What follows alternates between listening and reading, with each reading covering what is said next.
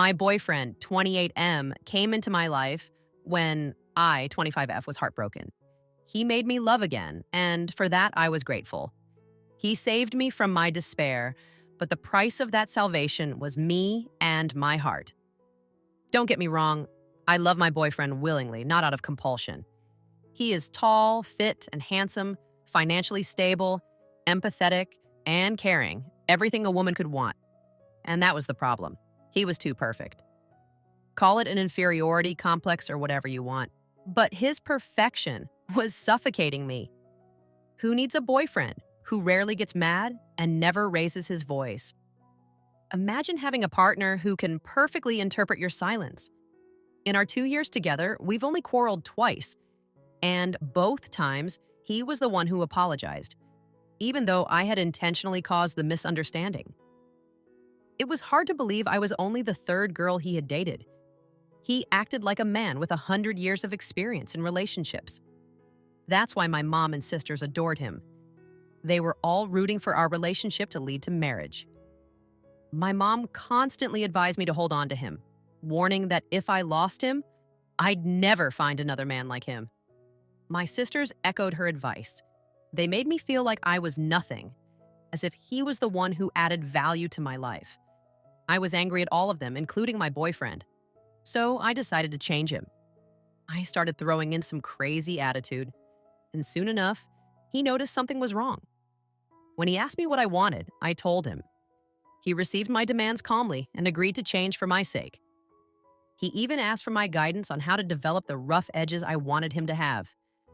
It was exhausting for me. I had to work on his clothing style, hobbies, and overall demeanor. But the good thing was that the change was getting reactions from people who knew him. Some even asked what was happening to him, but I pretended I had no part in it. The hardest part of the transition was his calm personality. No matter what we tried, his unshakable composure remained.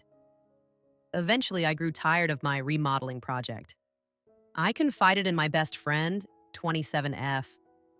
Despite being a widow, she had shared a happy 5-year relationship with her husband, even though their personalities were vastly different. She empathized with my frustration and assured me I didn't need to break up with my boyfriend. She told me I was lucky to have him and suggested I try a human detox. She introduced me to a guy who matched my needs: rude, arrogant, with an irritating playboy attitude, and covered in tattoos like his body was a canvas. We arranged a meeting. He didn't bother with pleasantries or introductions, which I appreciated. I had no desire to share personal details with someone who looked like a thug. At that moment, I realized how lucky I was to have a good man as my boyfriend. I was going to leave without going through with it, but I didn't. I stayed. We ended up in bed together, and afterward, I felt glad I hadn't left. That one-night stand turned into an affair. What started as a fleeting moment became an addiction. Believe me when I say that having two completely opposite men in my life was one of the best feelings ever. The thrill, the secrecy, the fear of getting caught, it all added to the excitement. But then my best friend, the one who introduced me to this idea, started acting differently. Every time we met, she would plead with me to stop. She warned me that if the truth ever came out, it would break my boyfriend's heart. I kept assuring her that he would never find out. My human detox lived in a ghetto on the other side of the city, where no one knew me, and that was where we always met. So how would word ever get out? I got my answer 2 months later. I was returning from a business trip when I was suddenly summoned home by my mom. She ordered me to come urgently, saying everyone, including my boyfriend and my best friend, was waiting for me there. When I arrived home, I was met with the biggest shock of my life. My secret lover was comfortably seated in our living room. My best friend had told my boyfriend everything about my little secret. And as if I were a child, he foolishly believed my family needed to know about my actions. He even brought my lover to testify against me. Everything was bearable until my best friend sanctimoniously claimed she had never supported my behavior and had tried to talk me out of it. She even broke down in tears, apologizing to my boyfriend for his misfortune in dating me. My mom and sisters joined in, crying and blaming me. They called me heartless and ruthless. My mom kept saying I would rot in regret.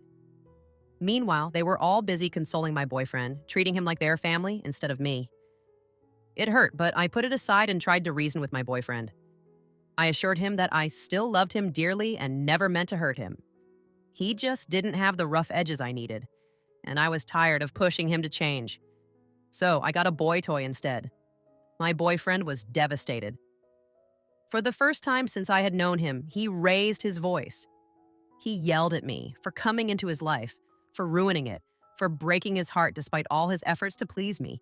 He kept screaming at me, even when I promised to end my affair for his sake.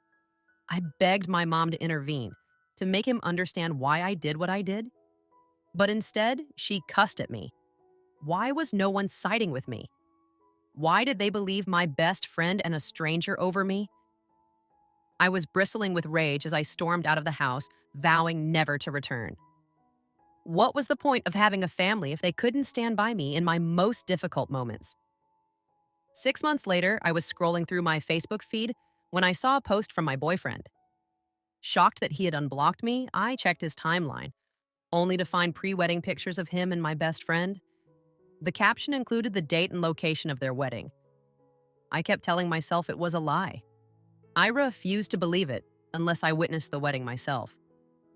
So I showed up at their wedding, prepared to list 1,000 reasons why it shouldn't happen. But my boyfriend beat me to it. He was already outside the hall waiting for me. For a moment, I thought he'd come to beg me, but I was wrong. Story 1. He called me a shameless infidel who dared to show my cursed face at his wedding. Then, he instructed the security officers to remove me. As I was being ushered out, I heard him telling everyone present about how I had cheated on him. Still, I decided to forgive him and keep an open mind, knowing he would eventually come back to beg me. He was just hurting. He would return when he felt better. Story 2. I need to get something off my chest, and for obvious reasons, I'm using a throwaway account. My boyfriend and I have been having problems for a while. We've been together since high school, and he's the only person I've ever been with. Lately, I've been feeling like he doesn't want me anymore. I've tried dressing up, initiating sex, and doing everything to get him in the mood, but nothing seems to work. I started considering entering the sugar dating world just to see what it's like. However, he made it clear that he wasn't comfortable with me having sex with other men. I respected his wishes, but I ended up doing it anyway. Surprisingly, I don't feel guilty about it. I love him, and I know it was just physical. It didn't mean anything to me emotionally. It's strange. I thought I would feel guilty, but I don't. In a way, it has even helped me be more honest with him about how I feel and how much I love him. We're currently in a long-distance relationship, which has only added to the tension between us. I don't want to end things, but I do like the idea of exploring and seeing what else is out there.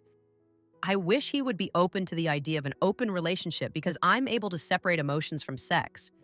I know not everyone can do that, but it works for me. I'm not sure if that makes me a bad person, but I just needed to get this off my chest. I don't feel guilty, and I'd be perfectly fine with never telling him about it. The thing is, he's been trying to make things better, too. He has been working out, eating better, and even seeing a doctor to address his low sex drive. I don't know what this means for us, but I needed to talk to someone about it. Edit. In my own words, I did try to talk to my partner about my feelings of wanting to cheat. I even suggested therapy to work on our issues, but he dismissed it as my problem. Later, we got into an argument where I explained that, for me, having sex without emotions felt similar to any other physical activity, like running or walking. I had no prior experience outside of my relationship, so I didn't know how it would feel. But without any emotional connection, it was just a meaningless act. Comments. Comment 1. So, if I understand correctly, your partner explicitly told you he was uncomfortable with you being sexually involved with other men, but you still went ahead and did it without his knowledge, while in a long-distance relationship, knowing he was experiencing a low sex drive? If you truly believe emotions and sex can be separated, this situation should still concern you. If you're committed to your partner, communicating about your sexual needs is crucial rather than acting behind his back when he's unable to fulfill them. Did you even consider asking him about the reason for his low sex drive? Comment 2. To be honest, your actions were a serious mistake. You knew exactly what you were doing when you tried this sugaring thing. In my opinion, that's cheating, even without the sex. It seems like you're just trying to justify your actions by making this post. Just leave the guy. I don't think you actually love him. You're just afraid of being alone. Friends, how did you like this story? Please share your thoughts in the comments. If you enjoyed the story, don't forget to like and subscribe to the channel, and make sure to press the bell icon.